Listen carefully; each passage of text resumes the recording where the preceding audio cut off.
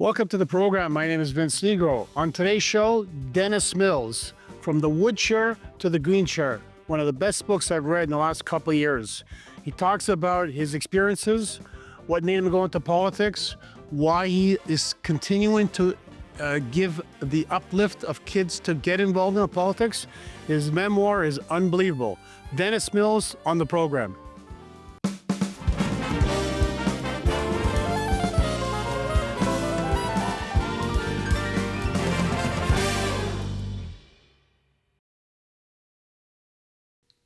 Dennis Mills, welcome to the program. Great to be here, Vince. We've known each other for a long time and a lot of ups and downs and whatever. And just off camera, you made an interesting comment about life in terms of runway and however you want to use it. And you mentioned the expression of a little bit of gas left in your tank, and you use a bit of that gas to write this book. From the wood chair to the green chair. I read it and I couldn't put it down because I was able to relate to some of the people and the folks that you had in here, from presidents to prime ministers to religious order, across the board, they're all there. And obviously the book gives the 50 memoir pieces that you want to talk about. Give us a little, I mean, a lot of people think of writing a book, want to write a book. Why did you want to write this book? Well, I never had an intention of writing a book, Vince. And first of all, thanks for having me here. But 2 years ago, I went to a neighbor's at my place up north in the bush. And he was loaning me some space in his old garage. And when I went in to look at that space, I noticed a wooden chair over in the corner of that garage. And I looked at it and I said, George, would you mind if I went and took a look at that chair? I just want to look at the back of it. Right. And on the back of it was the brand Chairman Mills. And I said, George, that wooden chair is 80 years old. That chair was part of the chair that for the company that my grandfather started with a horse and wagon 110 years ago. I said, George, that chair has been at the opening of the Seaway, the Blunt, the Avro Arrow. It's been at 1,000 different events. And he said, you can have the chair. And so it was obviously, I subsequently checked out and found out that the only time that chair had been in Torrance, Ontario, Canada, was that the Queen Elizabeth was there in 1959. There was an event, and obviously one of those chairs didn't get picked up by the driver or whatever. So I took the chair home and I said, you know, I've had a lot of great experiences in my life that emanated from that wood chair. And the thought went through my mind of all the fantastic people that I met through that journey, because in the private sector, you know, you're going to homes where people celebrate their daughter's wedding or their son's bar mitzvah or the opening of a brand or the opening of the city hall. And because you're there as the supplier, the servant to the event, you get to meet a lot of really interesting people. It's when I think of the people that I've had the time to meet in my life because of that wood chair, it's pretty staggering. And so that eventually led to a customer called the Government of Canada. And I had been inspired by a gentleman that ran the exhibition at that time, 1977. David Garrick was his name. Okay. And he said, the Government of Canada wants to do something for our 100th anniversary. You should go and meet them and see if they can use your service. And so we went to Ottawa and we met people there from the Canadian Government Exhibition Commission. And it was my second time to Ottawa in my life, Vince. It was amazing. And I discovered this organization that does special events for the government of Canada all over the world. And we ended up designing a project for the 100th anniversary of the Canadian National Exhibition, CNE. And Pierre Trudeau, Prime Minister Trudeau, came to the event. And halfway through his tour of the event, he said, "Who did this?"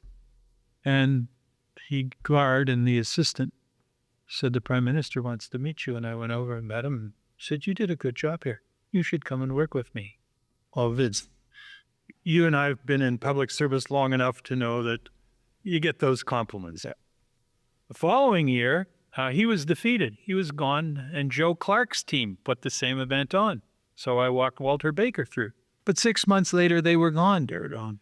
And then a gentleman by the name of Jim Coutts, which called me, One of my mentors. and he said, "I want to meet you at France, Yonge and St. Clair." And I went there, and he said, "We want you to come to Ottawa." And I said, "Well, what would I do?" "Well, we're going to ask you to work on the cabinet committee responsible for government communications." I said, "I don't even know what a cabinet committee is." Vince, I'm from the private sector. Right. I say 99% of the private sector guys, you and I know now, if you talk to them about a cabinet committee, they would, what is that? And so, because it's a different world, Ottawa. So I said, well, I have to go home and check with my father. He runs the business. And so my father that night said, "Go." And so then I ended up having that great experience on Parliament Hill in the Langevin block, working for Prime Minister Trudeau, Jim Fleming, others. And then when it was over, when Trudeau resigned, Pierre Trudeau resigned, I supported Chrétien, of course. And then in 87, Prime Minister Mulroney wanted to decentralize the national government through an instrument called Meech Lake. And I decided at that time, I'd had that blessed 4 years where we were building a strong national government, and I could see the importance of having a strong central national government, especially when times are tough. You need to have the levers to help zones, provinces, agencies, causes that really need the full force. So I decided to run in a community called Broadview Greenwood. Wasn't expected to. But once again, I was blessed with great volunteers, and we won. And one ended up with the green chair. Green chair. Great story. In terms of the book, there's a lot of special people in your life. Obviously, a lot of the people that are in this book. Jean Chrétien does the foreword in your book. I know he's a special person to you. Tell us a little bit about Jean Chrétien. Well, in 1984, when the Liberal Party needed a total renewal, I believed that Jean Chrétien was the person that was best suited to walk the Danforth.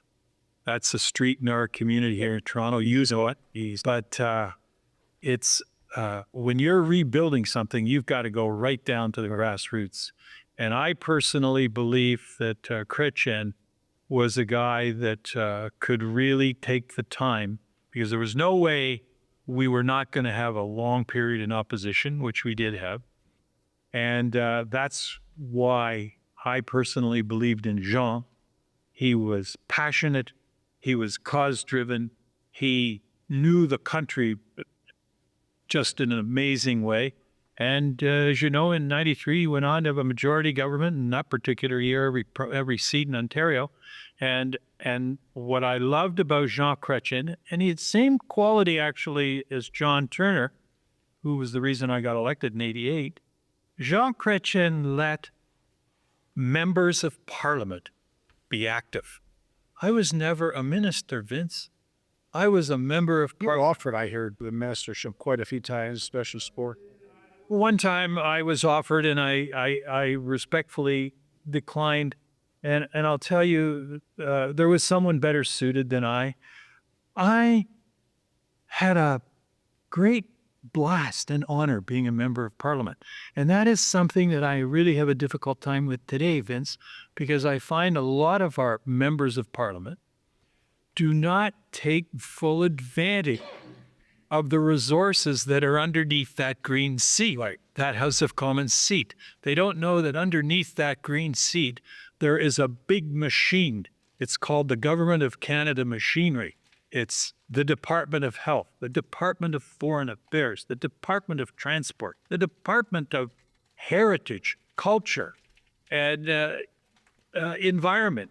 And people, a lot of members of Parliament don't realize that when, as a member sitting in that nation's boardroom, you call up a deputy minister from a department, maybe a minister is not responding to you as an MP. Well, call the department. You're elected by the people. And I used to get more stuff done by having a very strong relationship with the public service. And let me tell you that the public service is like a brotherhood. And if you have a good relationship with the public service, it's amazing what can be accomplished. And so that was why I believe that the honor, the privilege of serving in the House of Commons, sitting on that green chair, working with that green chair, could get things done. And you always said, I'm just a servant. I'm here. I'm a servant. You always use that line. I'm a servant of the people. I'm a servant. It doesn't matter what you're doing. I'm a servant. You've always used that. I remember from the, say, Mike's days, trying with Father Moore, you always were that perspective of being a servant, and you love doing that. And you love giving. Well, quite frankly, Vince, that is that I say that all the time, but I've never felt, or I've never been made to feel, that being a servant was some kind of a second class or some kind of an odd occupation. Right. I've served some of the wealthiest families in this country. I've served some of the poorest families in this country. Leaders, whatever, but they've never made me feel that being a servant was some kind of a second-class job opportunity or whatever. Dennis, you had mentioned Jim Coutts calling you up, and he was one of my mentors. Keith Davies. I still, reading your book and the stuff you talked about Keith Davies, and they were two guys that. When it came to politics, whether it was at the top level or at the grassroots, they would call it Dennis Mills in and say, we appreciate what you're doing. We want to get you involved. Those kind of people, and just for me on that part, I was never a politician, but I decided to run one year, and Keith Davies walks into my office with that briefcase, that square briefcase. And I go, and he came in, he gave me some advice. Some I took, some I didn't. But those kind of people that would come in and give you advice and work with you, I don't believe are there any longer. And that's why folks who want to run, and I know your big line about finding people to run, you work with people to run for office. I think we're missing the Jim Coutts, Keith Davies of this era. Do you agree? Well, obviously, you and I have a special edge and bias towards two giants in public service. Those men were all-stars, and their secret ingredient was to take a young person and make them feel that they could accomplish almost anything. I mean, Keith Davey, and I'm positive you went through this experience. Vince, you're going to get elected, and, you could be the next prime minister. You'd walk out of the office almost believing it, right? If they had that ability to inculcate a sense of confidence in what you were doing. And personally, I don't see that as much today. I see it very little. And what I see today are members of parliament that are almost holding back. Sure, they're going out to their dinners and they're going to their photo ops, but Davey and Coutts, they did stuff. Yeah. They made things happen, and they loved it when MPs did things. And what I see today is that the lobbyist culture in this country, we now have over 8,000 registered federal lobbyists. I know CEOs that you know that when you sit with them over a lunch and you say, who's your MP? Who's your MP? 9 out of 10 of them don't know who their idea. They don't know who their MP is, but I'll tell you one thing. They all know who their lobbyist is. And I think that, and this is another reason why I was motivated to get this book done, was because I believe we've got to get back to making sure that the House of Commons, the role of the member of Parliament, they're the last judges in the land. They're the last court in the land. Because, Vince, right now we're in a period of excessive greed. We're in a culture of greed where the gap between the haves and the have-nots has never been wider.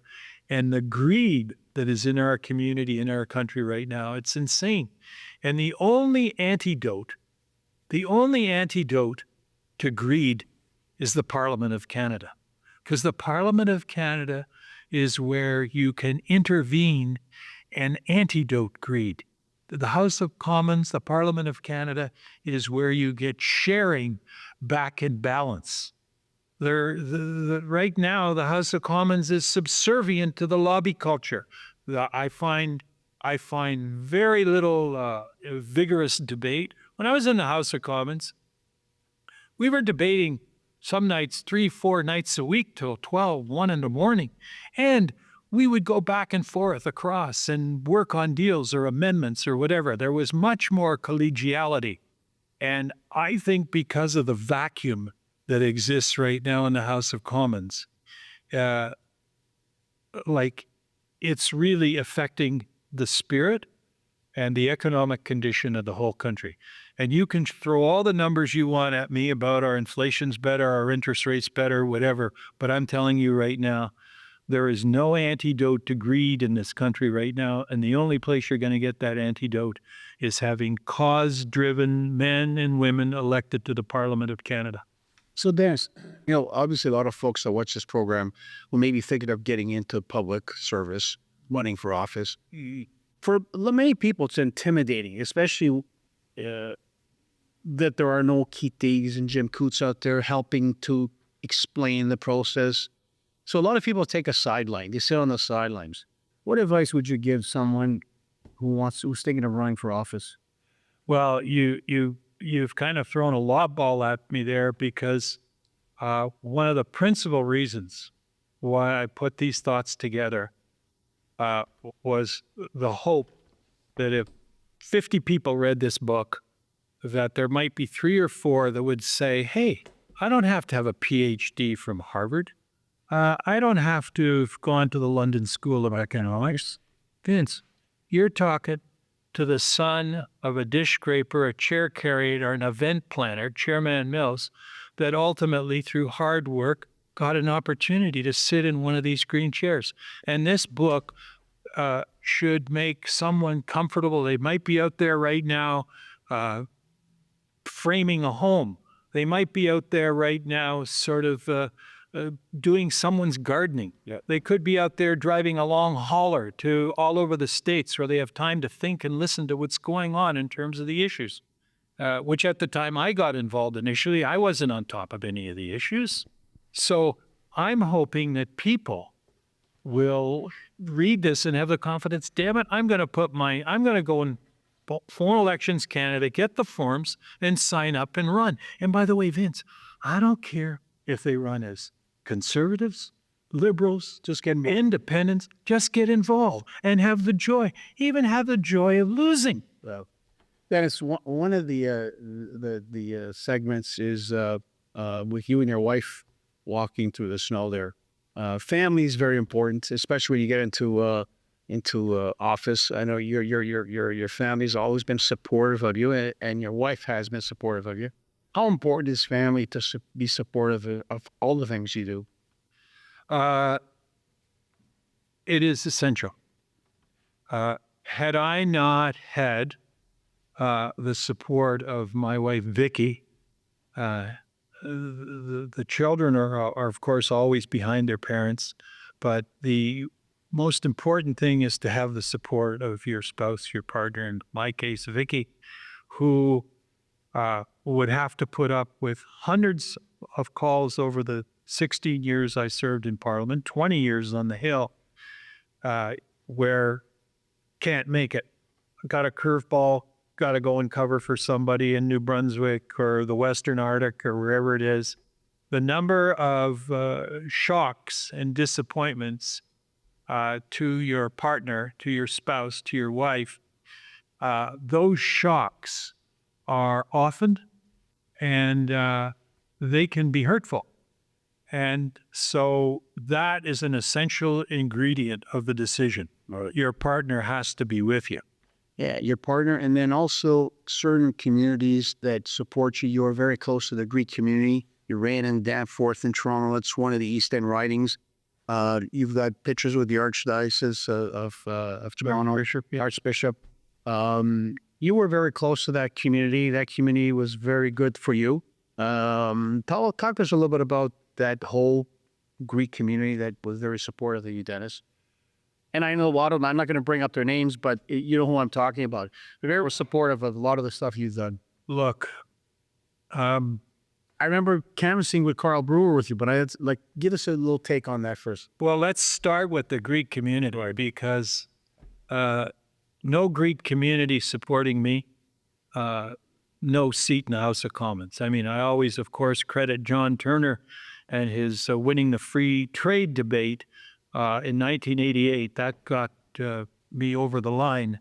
But my engine room, my motor in Toronto Danforth was the Greek community. And I will tell you, and I say this openly, when you have someone on your team from the Greek community that is passionate about their politics, get out of the way.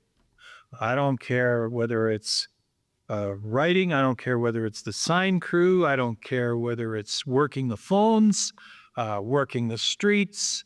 So for me, I was blessed to have I was in the heart of the Greek community, and I was blessed that they supported me strongly. I'll never forget the first time I went to a Greek Sunday service, and the bishop at that time stood behind the lectern, and place was packed, of course, and I was sitting in the front row, I'll never forget it, with Dr. Coutts.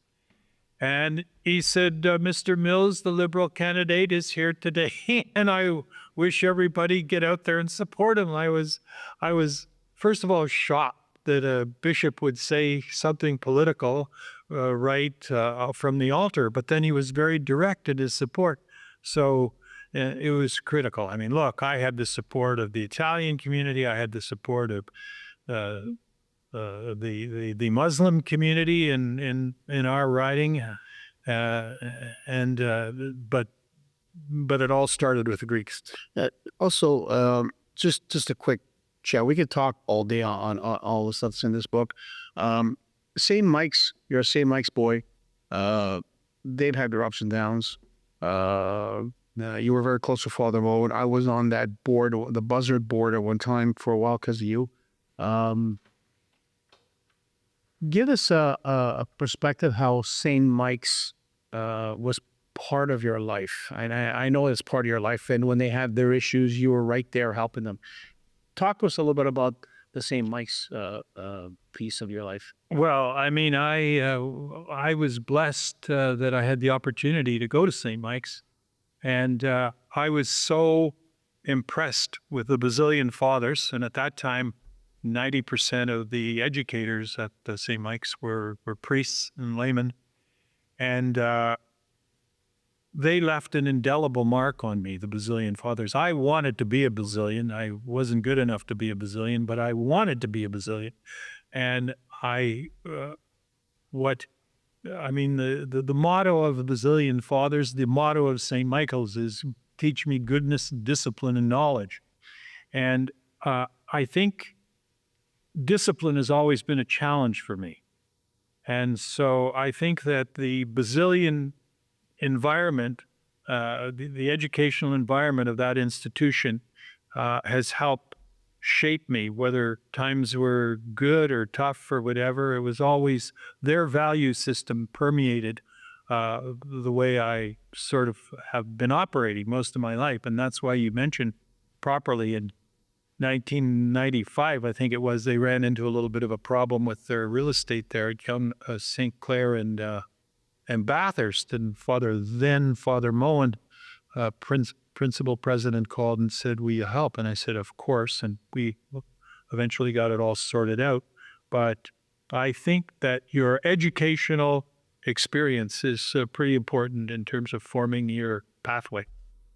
The other person that I had the pleasure of canvassing with you and him was Carl Brewer. I remember, the hockey legends, and I was so shocked to see a guy waiting at the campaign officer on the Danforth, where we go out and I go, I'm going to canvass with Carl Brewer. It was one of those surreal situations, but you had them all. You had everybody come to support you. The Carl Brewer, a lot of folks may not know who he is. He was a great Toronto Maple Leaf hockey player. I believe lived in the Hall of Famer, lived in the East End. Tell us a little bit about Carl Brewer. Oh my goodness, Carl Brewer. I was sitting in my office one day with a lady from one of the seniors' homes, and her pension check got lost. So that was my particular focus that day in the office. And all of a sudden, Carl Brewer and Bobby Baum and another lady walked into my office. Oh, Vince, when you're growing up, Carl Brewer and Bobby Baum, Stanley Cup champions. And so I finished with this lady and I said, what brings you guys into my office?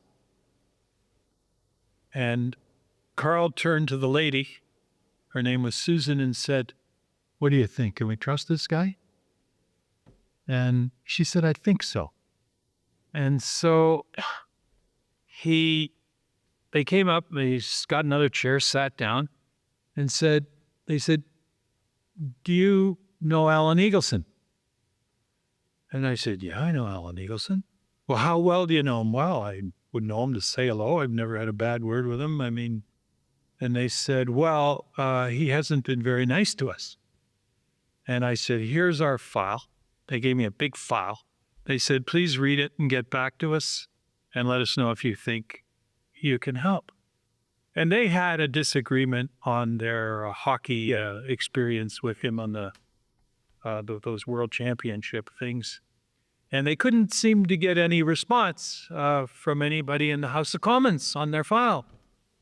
And so I read it, and I met with them the following week.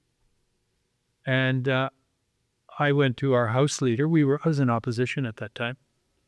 And I said, look, these guys aren't getting a fair hearing. And I'll never forget it. David Dingwall, who was our then House leader, said, I used to go to bed at night saying the rosary, but Dave Keon would score goals, Dave Keon. And he said, you're first up today. So I got up in the House of Commons and I asked the question on behalf of all those NHL hockey players and why it was that the U.S. Department of Justice would pay attention to him, but we couldn't get the RCMP and others. And I thought I was just doing my job, but they were just thrilled. And that ended up, Carl Brewer was so appreciative and he became so supportive that every weekend when I would come home, he'd say, let's go out walking together. And he'd knock. And of course, he was a hero in the street for us. So that's, so Carl Dodd was just a beautiful human being. Yeah, great story. We don't have much more time, but I just want to get your thoughts on the U.S. Election, Trump coming to power, that whole situation outside. What's your feeling? I mean, today they announced 25% tariffs in Canada and Mexico, probably a little more of a negotiating ploy. What's your take on Trump getting elected down in the U.S.? Oh, I'm so happy you asked this question. In 1988, free trade debate, Brian Mulroney, John Turner. John Turner said, I'm opposed to this deal because I do not believe in unlimited, unfettered foreign investment. And philosophically, I'm the same way. Unlimited, unfettered foreign investment is not great for Canadians. And we can see today that it isn't. But John Turner also got into the issue of water. And my very first speech in the House of Commons was on water. Water's part of this free trade agreement. Clayton Yoder, who did his PhD thesis on water, was the chief free trade negotiator. Fast forward, we now have Donald Trump. Donald Trump is only interested in Canada for one issue. Oh, he can talk about our NATO commitments. Oh, he can talk about these tariffs. But he's only interested, Vince, in one issue, our water, our fresh water, because the USA has a huge problem when it comes to water. And I'm telling you, Canadians better wake up, because I'll tell you, if we don't have a proper relationship on water in our country, Trump will use a rocket. He'll just call up 50 CEOs, never mind the tariffs, shut down those Canadian factories, bring those jobs back to the States. And I think yesterday was not even a small grenade on these tariffs. I think he's just starting to set the table for the big issue, which is water. Good point. So, Dennis, from the wood chair to the green chair, if someone wants to pick up this great book, where can they get it? You're Ben McNally, small entrepreneur, like myself, on Queen Street here in Toronto, but he does have go Ben McNally online, and he'll ship it to you, and on we go. Yeah, this is great. But Vince, remember what our objective is with this book. You and I have to find 8 or 10 people that want to roll up their sleeves and run in the next election. And that's what it's all about, get young, fresh blood into the system that can continue to bring on some of the better tradition as opposed to falling into the wayside. You got it. Yeah. Dennis, it was great having you on the program. The thanks was fantastic. You're kind of, we and I've known each other for a long time, and it really has put my political, personal, for me, it's put into perspective. It's a book that's worth picking up. I know your Rolodex is unbelievable, but these 50 stories are mind blowers, and I think they're game changers for a lot of people. So thanks for sharing. It's your turn now, Vince. Thanks for right one. Okay. Dennis, thanks for being on the program. Okay, Vince. Thanks for being with us, and we'll see you next week.